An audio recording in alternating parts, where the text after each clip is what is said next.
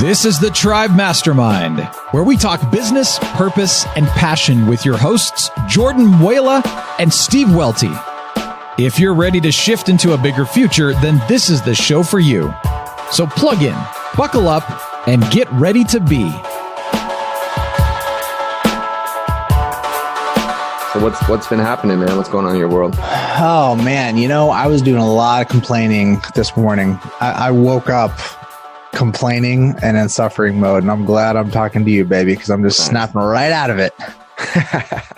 My list of complaints was long, and sometimes that's just kind of where we end up, but you got to pull out of it because it's all made up. My life is fantastic. My life is a 10, so...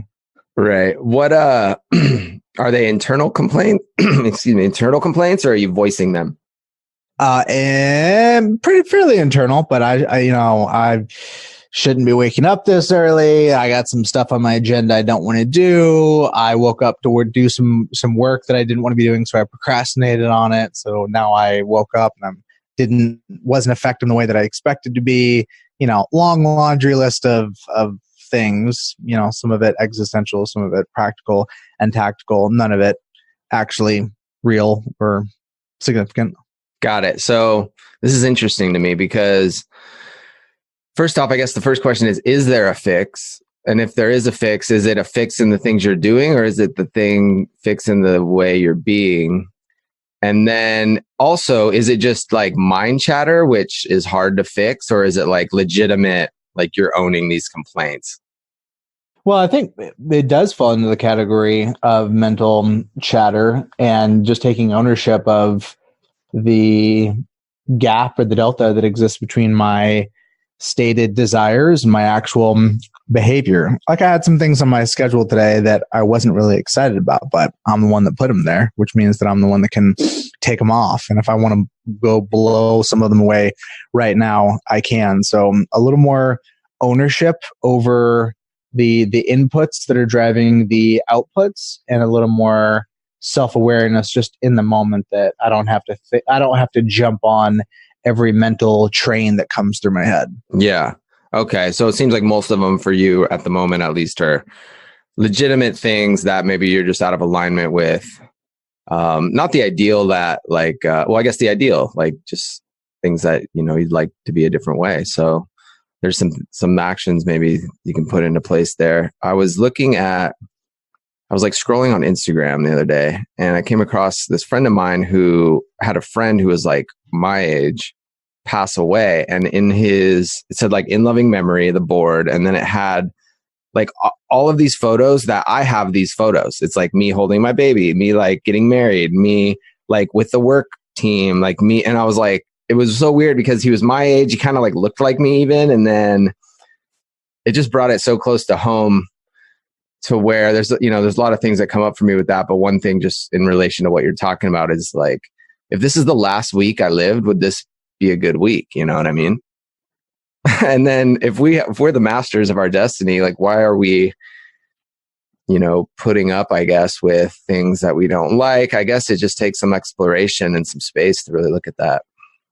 And if a lot of suffering is an illusion, why do we tolerate it, or why do we allow it? And what do we get from it?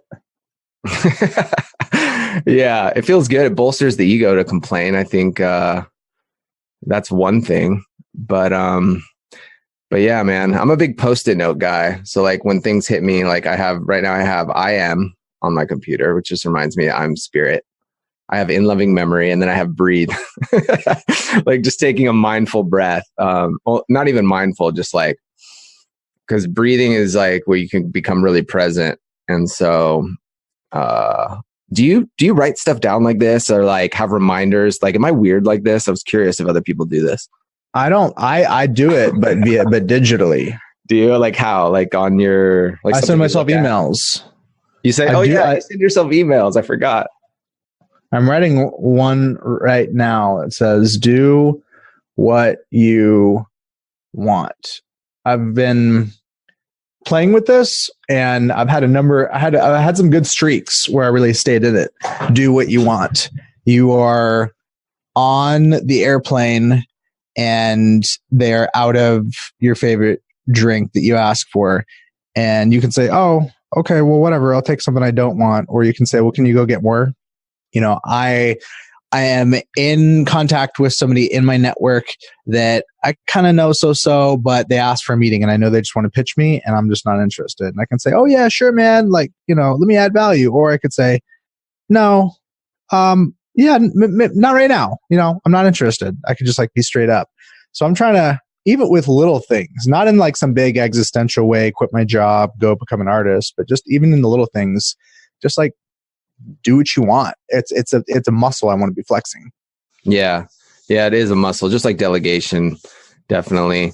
What have I went through a good cleanse like a few months ago about killing some stuff that was just out of alignment, I think, with what I'm trying to do. But what about, we talked about having an admin. And I remember you said, what did that guy say or something that like, if you don't have an admin, you are an admin.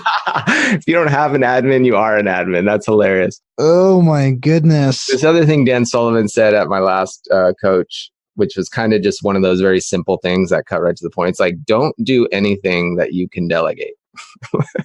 I'm loving that. And I'm doing a lot more of it. And I'm having to work through my own mental baggage around it. Like, tell me this, Steve. You guys practice EOS, correct? Yeah. Do you take rocks? And under what circumstances do you choose to take or not take rocks yourself personally? Good question. So I do take rocks. I take probably the fewest rocks, but I take rocks that only I can do, I feel like. What would be an example? Let me see. Let me look at what our rocks are. I think one of our rocks this year is fix bad churn. Or not this year, this quarter. So, I mean, technically, Adam or Dave or one of, my team members could probably, that might be a bad example. They might be able to do it 80% as good as I could do it. But I feel like maybe not. Like, I feel like I kind of own that one. And then we have also, we're doing a scorecard. So we're going to go deeper with each position and get like extreme clarity on what we're looking for with each position. Like, what's the mission of this position? What are the 3 big goals? So the big transformation we had recently is the key attributes.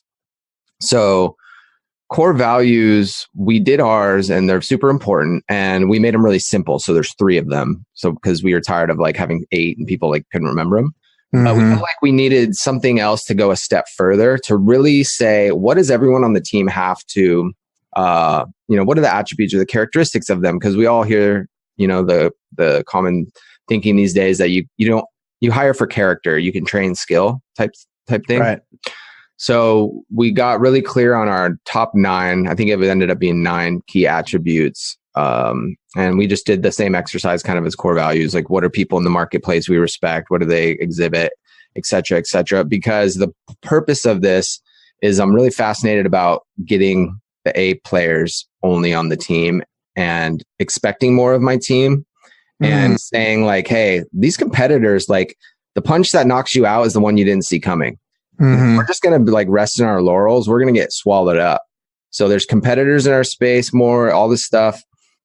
We have to get better. And, so I could see how that really suits you beyond just like, wouldn't everybody love to have A players? Yeah, absolutely. But I could see how for you specifically with a focus on that self-management company and wanting to step back and being minded towards personal development and people upskilling, that philosophy seems like a really tight fit for you. Yeah, it is. It makes sense for where we're headed, I think. So those are some rocks that I take, but yeah, I mean, I'm good at making it up. I need people that are good at making it real and making it recur. Oh, well said. Where'd that come from, brother? That's a Dan Sullivan quote, brother. That was, I'm good at making it up. I need people to make it real and make it recur. Yeah. So I try not to take too many of them. Well, so let's go back to confidence as a key entrepreneurial attribute. Some people hear that and they're like, well, why do you need confidence? Like, bro, like just like step up, believe in yourself. But the truth is, if you're operating in the capacity that you just described, it necessarily involves a certain degree of suspension of disbelief. Meaning, if I'm not going to grip and I'm not going to force it and take it all the way home, I need to be able to speak something into existence, believing that somebody else can take it all the way home. And that's a fragile premise. And if you lack the confidence to project and to believe and to step into that, rather than being able to control by doing, you have to be leveraging. Yeah, confidence. I fell big into a lot of books, but with the one in particular, I think it was The Great Game of Business, where he talks about the business. You build a business to make you money, not to make, well, I'm butchering it, but you build a business that makes you money, not to make money. Like, the purpose isn't to make money, it's to build a business that makes you money. And so, I may be able to get there faster if I just give the idea, or I do the work, or I work harder. But ultimately, I'm trying to build a flywheel. And that's kind of what interests me as far as like the mental game of business. It's that video John shared the other day with that. Did you watch that? That was a cool video. That guy, I never heard of that guy. What was his name? I don't remember. I don't think so. What was it? What was the video about? It was Genius Network with Joe Polish. And yeah, dude, I did it, and I'm like halfway through his book. Oh, that guy. What was his name? I can't. The Road Less Stupid was his book. Yeah. How's the book? Man, dude, the book is so good. All right. So synopsis thus far. If I was going to distill it down, the book is basically acknowledging that the game and the asset is cognitive, not external. Steve, if everything in your business burned down tomorrow, would you go get a job or would you start over? I would start over. It's a no-brainer. Like, it doesn't require any thought or processing. And if you were starting over, would you be starting from scratch? I mean, maybe technically if I went into a new field or something, but in the mental game, no, I'd be starting way ahead. Absolutely, bro. Like that is the resource. So why are we so lax? I call it like staring into the sun. When I think about the value that I get from sitting and thinking, proportionate to my willingness to do it, it's kind of like staring into the sun. It's insanely valuable. And yet sometimes I have some resistance of just like being still and really meditating on great questions that are going to open up new possibilities and expand the circle, rather than just like pedaling and trying to find the best solution within the small circle that I already have. So the book is all about forcing and committing to thinking time and developing the discipline around formulating the best possible questions in the context of that discipline of thinking time. Ooh, I love that. So thinking time, that's something I've dabbled in, but it's one of those things I wish for myself, but I've never been able to like stick to. I need some good questions. So he said, I think in his book, he gave like 700 or something questions. Is that in there? And are they like questions? Yeah, they're really great questions. I did a session the other day. I did on on wealth creation. It was great, dude. Came up with all these notes. And what he recommends was that a really important, really great question is going to require multiple thinking sessions. And oftentimes it's like the third or the fourth one where the real breakthroughs happen, because the obvious stuff comes out in the first couple. But really refining it, being patient with it, looking for a breakthrough. The title of the book is a reference to the fact that for a lot of entrepreneurs, it's not about making money, it's about keeping money, and specifically about avoiding bad decisions that are really costly that happened simply because we allowed enthusiasm and ego to outweigh intentionality. And I find in my case, in my situation, a couple of hours goes a long, long ways to solving hard, intractable problems if I'm just like willing to commit the cognitive resources. Wow. So you've put up a couple hour sessions of thinking time. Super muela. That's awesome. I love that, man. That's because you're a busy guy, man. That means it's important. And I did it with a buddy. I had a younger guy that was doing some mentorship work with. And I was like, he was kind of talking to me about this issue. And I was like, all right, we're going to have a thinking time session. So his notes are right across the table. Sat down, thought through it. I think that was like really impactful just to take Wow. 45 minutes and to think through the kind of circumstance he was looking at. Wow, interesting. So you guys was it a coaching thing, or do you guys try to kind of think about the same question and then you shared? How'd that work? We had different questions. He worked through his and I gave him some feedback. Halfway through, I asked him what he had worked through and then gave him some new questions to kind of keep teasing things out. But book recommendation alert, new book, Stillness is the Key, Ryan Holiday. Get yourself a copy. I know you're going to love it, bro. Stillness is the Key. Oh, I've seen that. I think I bought that already on Audible. I haven't gone through it though. To give me the breakdown. You liking it or what? Well, I'm super early, but you know what? Here's what I find. Really great books. This is kind of, it sounds almost stupid saying it, but it's almost like you don't even need to read the book. Like you intuit it. Stillness is the key. It's like, duh. Yeah. You know? Now I'm just going to commit to reading it just to actually get some moral conviction around doing it, you know? Yeah. Deep work, bro. Like in one sentence. Right. Deep work. It's like, duh. And you know what the problem with titles like that for me is I will not generally, I'll procrastinate reading it and then I'll almost never reread it because I'm like, oh yeah, deep work. Like, yeah, I already learned that. Like, yeah, spend like, just shut your door and put the thing on and like, don't answer your phone. Obviously 3 hours. Got it. But there's so much more to it. And I did a podcast on Good Life Property Management podcast yesterday about revisiting the one thing and how I was like so hesitant to that because I was like, yeah, the one thing, right? Like, well, got it. Like, I don't need to reread it. But I was like, man, but I really remember that book was like super impactful when I read it. So I finally cracked it open and it was well worth it. Dude, all right. So here's something I've been thinking about. I'm doing a lot of reading right now, particularly with Audible. I've been doing my fitness has gone up a bit, which means I have more available time to process. So I was coming up with a list of books, asking myself if I had to limit myself and rather than constantly churning through new books, just really commit to a small number and just keep rereading them, what would be on my list? Like if you could only pick 10 books and that was it. You were never going to get to no new data. Damn. I like that. Let's do our 10 book list. I don't know if we can like do it right now, but we can try, but let's share it. Maybe we can put it in the show notes. All right. Sounds good. I'll go through candidates right now. I haven't distilled it, but here are my candidates. My candidates are Outsiders by Thorndike, Making Money is Killing Your Business, Loving What Is by Katie Byron, The One Thing by Gary Keller, The Hard Thing About Hard Things by Ben Horowitz, The Road Less Stupid by Keith Cunningham, Principles by Ray Dalio, Daring Greatly by Brene Brown, Thanks for the Feedback, can't remember the author's name, 3 Laws of Performance, Stillness is the Key, and Deep Work. Wow, man. So there's like 3 or 4 titles I think I heard on there that you just like recently read. Yes. Wow. That's awesome, and man.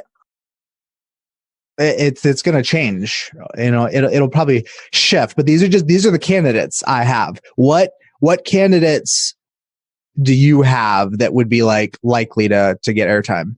Man, I got to look at my bookshelf. So the first one, A New Earth by Eckhart Tolle. If I could only keep one book, it would be that book.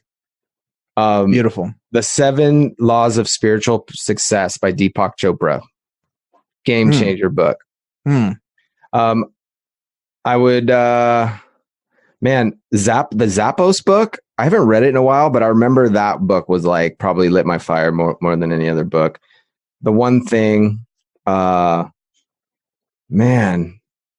I don't know. Probably Think and Go Rich. You know what book's really good, and I'd like you to consider reading it after you read the Stillness book.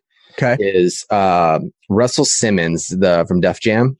Ooh, he wrote a book called Success Through Stillness, and it's basically like Ryan Holiday's book, just like an earlier version. Well, I don't know. I haven't read Ryan Holiday's book, but it's the same premise.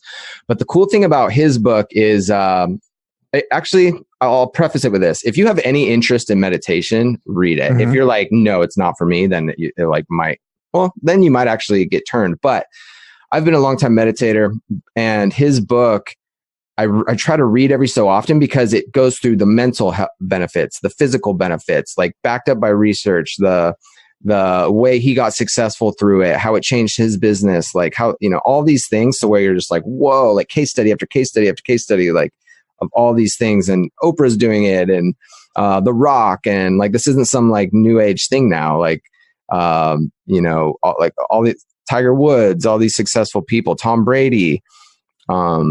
It's just, it's a good one if you're interested. So it helped me recently bump my meditation up from just the morning to like, I've been doing pretty successfully morning and night now, which has been good. Ooh, on it. All right. I'll definitely check it out. This is a great segue, Steve, to just kind of like flesh out this metaphor that's been in my head. I have this metaphor in my head thinking about what work is like, in the sense that for me, the doing aspect of work is like really enticing, but also really dangerous. I find the more access that I have to doing, the more tempted I am to not think, and that starving myself of responsibility and accomplishment in the doing sense is the one thing that's really moved the needle for me, in terms of like forcing me to kind of have hard conversations with myself and upskill. Like, do you relate to that at all, in terms of the dangers that come with like just low level task type work? Totally, man. And that I've spent the last couple of years, especially, really trying to cleanse that as much as possible. I want to just focus on the top priorities. I read somewhere that priorities isn't even a word. Like it wasn't even supposed to be a word. Like, it was supposed to be priority. And, the fact that you have, like, you can't have multiple priorities, but yeah, man, I try to set it up so that I want to live the life I intended, man. That's what I want to be able to say at the end of the day. So the life I intended. Yeah. So you got to get clear on what that is, I guess. Yeah. I've been getting, that's been a great path of inquiry for me, and having a business. This is all business talk, by the way. Like, obviously it's more than that, but that list of books and the list of books that you gave, those are business book recommendations as far as I'm concerned, including the Deepak Chopra. When I'm having business conversations with folks now, I like to like drill down to get beyond proxies. Like, money is a proxy, for example, or time freedom is a proxy, for example. And I've really, it's opened up a lot of relational possibilities for me to just like go beyond talking about, first I was talking about people about growth, and then I was talking about people about profit. And now just like pushing past that, like, what is the end game? Mm-hmm. It's really gratifying to me, like what it just opens up relationally in conversation with other entrepreneurs.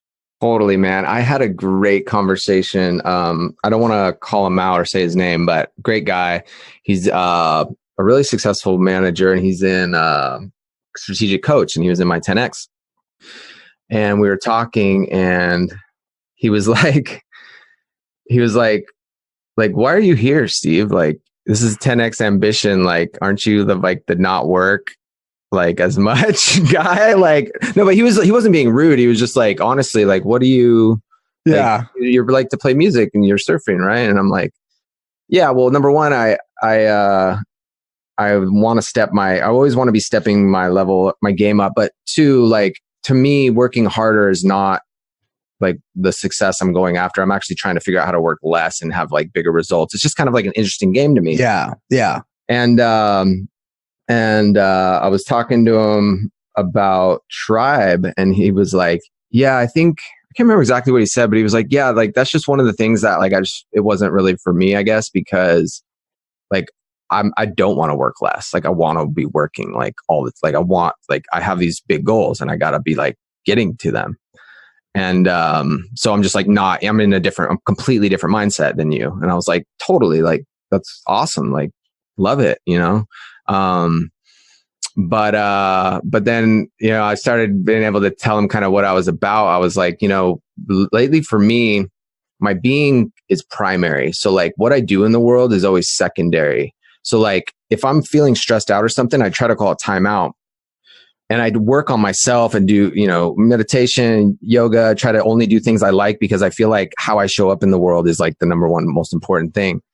And he was just like looking at me like, all right.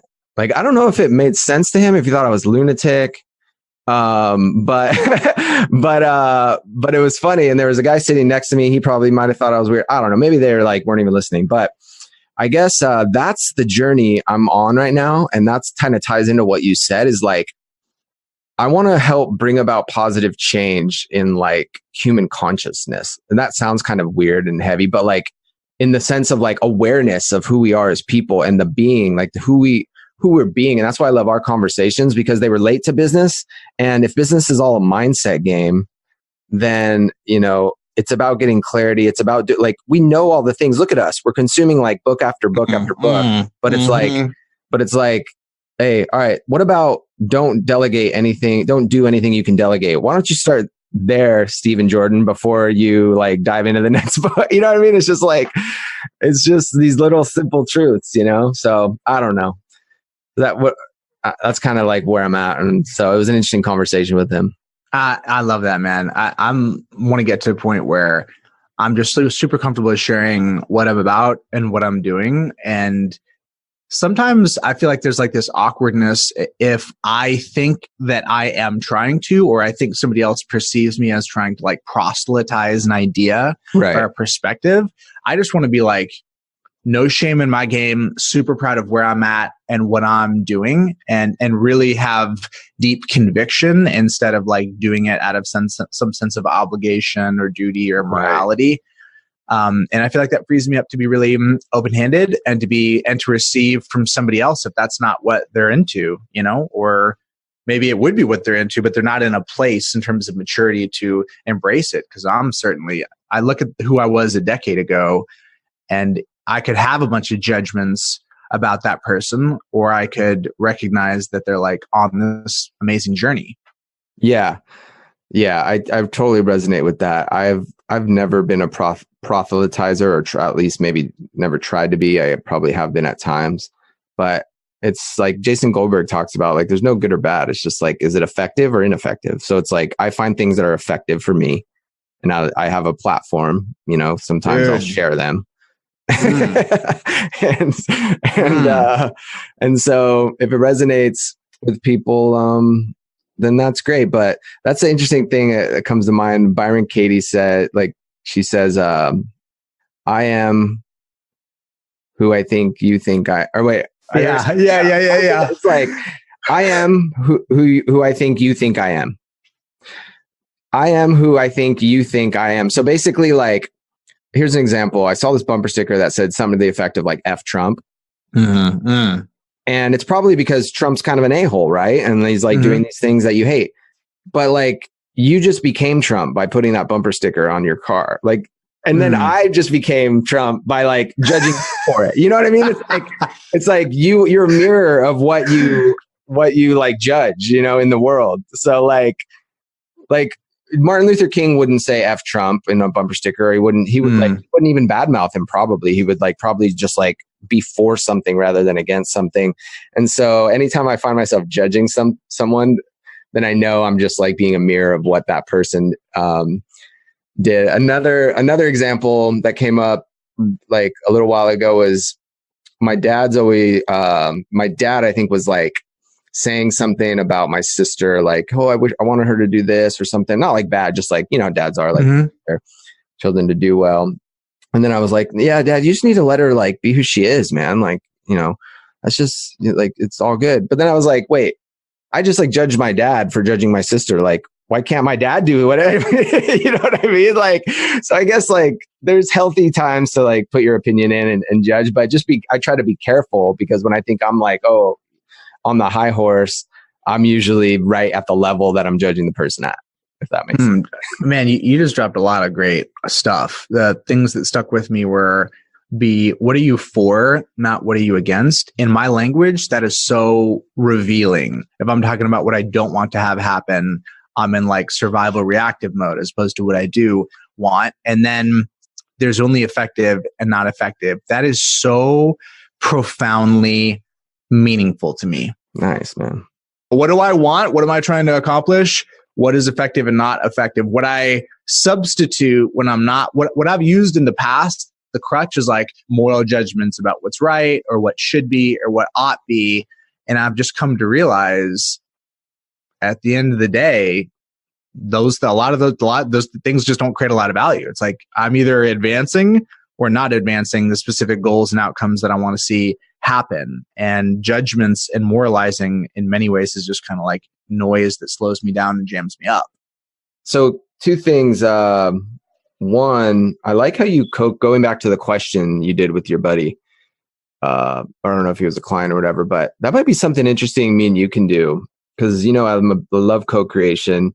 If you have a good question that you're interested in, firing it over to me, would you? Because it's so funny. And that's why I love having this conversation with you regularly, because we tend to approach things differently a lot of the times, like at least initially, but then we can both see each other's side. Like the, what was it? What would Elon Musk do if he took over my business? Yeah. Your take was so awesome. It was like completely out of the box. Like he would shut it down. And I was like, oh, that's so refreshing, man. I would have never thought, like, you know, because I was operating with like tactical and you were just like the end around. He would shut that thing down and like, I'd move on the capital. But like, I don't know. So I think that would be a fun exercise. But talking about Post-it notes and reminders and emails and things, 3 things I wrote down that I wanted to get your take on that I'm also looking at recently is, so I put my mission. Here are 3 things I'm working on every day. Number 1 is caring 0.00% of what other people think. To love. So these are 3 things that I feel like if I do these things, I'm like unstoppable. So that's number 1. Number 2 is love losing, because if that's part of the journey, like if you can get to a place where you're like, oh, I lost that big deal. Freaking win or learn, baby. Game on, baby. Like whatever. Yeah. Love losing. And then following your heart, like constantly asking, you know, where am I not being true to myself? You know, I feel like those 3 things are something I'm really working on. Are those things you're working on? Have you, like, what comes to mind when any of those? All right. Well, like the first one, as soon as it came out of your mouth, like it almost had this heaviness. Like, am I even capable of that? So, right. Can you just like unpack what do you do when you catch yourself realizing like you're caring deeply about something, trivial or not? Yeah. And it may be, you might be right. It may be this like unattainable thing. Cause if we're really going to get analytical or technical about it, like, yeah, I mean, you gotta like be in society and care somewhat, but I think it's more maybe when it's based on things that you care about and that you're passionate about, you know, just not making decisions based on how you think other people might feel, as long as it's not like hurting someone and it's going towards something that's important to you and that you're following your heart. Like, oh, I'm not going to post this because like, oh, I look stupid, or I'm not going to take this big, you know, jump and talk to this person that I've been not talking to about something because I don't want like them to think this. It's just like coming from a place of just being confident. Okay. Yeah. I'm picking up what you're laying out. To me, this is making me thinking about the reading that I've been doing about shame via Brene Brown. Yeah. And seeing how shame like comes up so frequently. Maybe that's what it is like, I refuse to go to a place of shame based on what I perceive others are projecting onto me. Is that like in the mix? Yeah, totally. Cause I think you feel shame if you do it or not. Like maybe if you make a decision and you don't do something because of what other people might think, you might feel shame. And if you do it and then you get rejected or something, you feel shame. So yeah, that's a big topic right there. So what else comes to mind with that? Like an example. I'm listening to this audio series on vulnerability from her, and it's talking about what genuine authenticity looks like versus not. And I'm super interested in this conversation.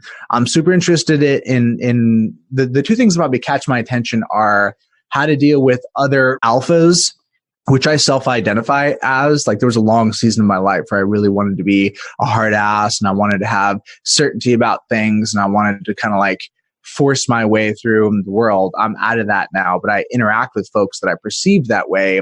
How can I make some of these ideas accessible to them? And maybe that's like overly preachy of me, but that comes to mind. And then the other thing is with my kids, I'm just getting more and more sensitive to this awareness of how simple, how quickly I can induce shame. Like, kid drops a cup breaks, and it's like, come on, hey, don't do that, or stop, Mm-hmm. It was that. What's the value? What if I could yell and I could have prevented them from having broken the cup? Is that worth it? Like, under what conditions or circumstances do I really want to be inducing shame? And I can't think of any, and yet it's still like wired into me. Yeah. So that's, man, that one's deep, and it's really motivating to me to kind of study what this looks like and how to facilitate, how to be genuinely, authentically vulnerable, and how to do that in such a way that it facilitates that from others in reverse. What about love losing? Okay. Win or learn. I love this phrase, and attitudinally, I really believe that. So that's easy money. Yeah. Yeah. And I think I have another question. Do you think things happen for us or to us? Like, do you have an opinion on there being like a greater plan for our lives? Well, it hit me with some deep stuff. I don't know. I don't know. I feel like where my mind goes to in that question is the idea: is there a God, and does that God have foreknowledge of all things? And if he does, that is in effect a plan. And I'd say where I'm at right now, I'd say yes, I do believe in that. So I would say things happen for us rather than to us. Got it. Okay. Yeah, I would have guessed that with you, but I've been thinking a lot about that the last few years, and I've been reading books around that. I don't know. I just like feel that that's the case. And so it ties into like love losing, because the one aspect of it is you win or you learn. So that's great. You learn. So it's like you win no matter what. But the other one is like, you love losing because it comes up for me because it's not a loss. It's like, this happened for you. Like, this is the next step. Like, your daughter dropping a glass and breaking it, you yelling creates negativity. Not a good thing, obviously, or at least not effective. But hey, maybe it happens so that you could have this introspective moment, so that it could happen less. You know what I mean? And yes. Here's another example. Yesterday, so I have this cherry surfboard. It's like the best, nicest surfboard I've ever. The waves are firing yesterday morning. I go out. There's this break that I don't usually go to. Rocky. It's a little treacherous. Nobody's out. I'm like, oh my God, nobody's out. Like, going in, getting in the water, go off these rocks, dive in. Like, the second I hit the water, there was a submerged rock that I didn't. Oh no! Just completely destroyed my board. Like, I'm going to take it to the repair shop. It probably will be more like to fix it than it costs, but we'll see. But anyway, I was like, really proud of myself because my mind game, I've been working on it. And I was just like, I got out of the water, got back in my car, like went and got my other board. Like I didn't go back to that spot. I was like, that was some bad news. Went back out. But the way my mind works is I stayed pretty still and steady. And I was like, it happens for a reason. I was like, you know what? This was God preventing me from busting my head open, because what I realized was that I didn't check the tide chart before I went out, which is unusual for me. And the tide was pretty low. And so that was probably God preventing me from busting my head open on a wave and killing myself. Like, you know what I mean? Like, and he had to find some way. What would prevent me from actually like going in the water, like ruining my surfboard immediately? Like, it was such a Barney move. Like, I don't know why I did that. It was just like, I was like it was just, I'd done it hundreds of times. So that's kind of what comes up for me. And I think whether it's right or it's wrong, if I just feel like that's such an effective mind game to have. When you said Barney just now, were you referencing Barney Fife or Barney the dinosaur? That's like a SoCal or like a surfer term for like a kook. That's another term, a kook. Like, oh, you're a Barney, like, you're a dork. You're a first timer. You're like, you're like, nice. A surfer, like you're a Barney. That's hilarious. Yeah, I love that, man. I can think of so many instances where I have just this is maturity for me in my life, and specifically in my marriage, because my behavior I've become more self-reflective as I see more directly how it affects other people. But just getting angry, and specifically getting angry at inanimate objects. And one of the keys for me is being able to laugh at things. I don't always do it. My success rate is maybe like 1 in 10, but sometimes I'll just have this transcendent moment where I'll just be able to like step out and like laugh at myself and how upset I'm getting about something really petty. And it's just like, it's really beautiful and freeing. Have you ever had that happen? Just like laughing at how angry you were at something? Yeah, man, that's good because that means you're aware of it and you're shining a light on it. So yeah, man, I've had those moments. That's always refreshing when you can do that, for sure. What was the last one? Man, the 3 Post-it notes. You had the first one. The last third. Oh, I thought you were talking about laughing. The last one was following your heart. Yes. Yeah, absolutely. This is what I was saying about do what you want in the big things and in the small things. With you. That book I posted on our tribe WhatsApp or whatever, the Lead with Heart, Leadership for the 21st Century. And I know this sounds like weird to half the country and like, I don't really care. But and John likes to make fun of me for being California. Yeah. John, what's up, buddy? If you're listening, love you, brother. But no, he kind of goes into case studies with like how the heart actually has like computing power and like has like cows that have names produce better milk like than cows that don't have names. Like if you take care of a cow and it has like a name, it produces like 35% more milk. It's just like. It goes through all these studies, but I don't know. That's like something I'm into right now where like music, for instance, I would do it regardless if it didn't lead anywhere, but I would like it to, have some financial reward or like, be able to connect with a good amount of people at some point. But I'm really leaning into being okay with, I don't know how that's going to happen. Like, mystery. You know what I mean? Like in business, you probably don't want to like be shooting from the hip the whole time. You need a plan. And I do have a plan in the sense that like I am going after certain things and I have certain behaviors I do, and I have certain like ways of doing it, but just, it's really freeing to be okay with just like not knowing. Cause there's this quote that says, enjoy the beauty of becoming, enjoy uncertainty, because when nothing is certain, anything is possible. Like, when it's not certain, anything's possible, man. And so that's kind of a cool place to be in. Man, this is something you've mentored me in and helped me in, specifically in the area as it pertains to religion. I was in a place in my life previously where I was addicted to the fantasy and the illusion of certainty. And it's what I drew meaning from. And I'm listening to this book called Maps of Meaning by Jordan Peterson, which is mind-bending, but he relates this heavy dogma and certainty as almost being like mythological double worship, in the sense that it's a form of idolatry that says, I know all that there is to know, and I know all that needs be known, as opposed to having the humility to acknowledge mystery, and that if there is a God, like by nature, there's a lot of what he's doing that just is not comprehensible and cannot be understood, and attempts to do so with a really tight, systematic theology or dogma system of belief can be just effectively counterproductive. Transition that to my reading of Richard Rohr's work. You ever heard of Richard Rohr? Yeah, man. Universal Christ or something he wrote?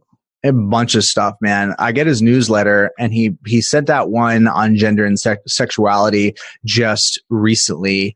And it was really expanding my mind, because he was talking specifically about the need for, he was basically saying, if I have the opportunity to trade between having if I have to trade between having certainty and having no love versus having an unknown and sitting in the unknown and practicing the love of Christ towards others, I'm going to take the latter over the former, even if the latter takes me in a direction and to a place that feels uncomfortable and that I can't fully explain or sometimes even justify. I'm still going to err on the side of love. And I thought that was really beautiful. Yeah, that's awesome, man. I wanted to check out his stuff. I've heard of him. That's really cool. Yeah, I mean, to each his own. I don't like to definitely not say once. Yeah, because I don't have the right way, because I'm I definitely not saying I have the right way, but I think there's this Buddhist saying that this goes, the finger pointing at the moon is not the moon. Like I feel like you can only point to the truth with words and with ideas.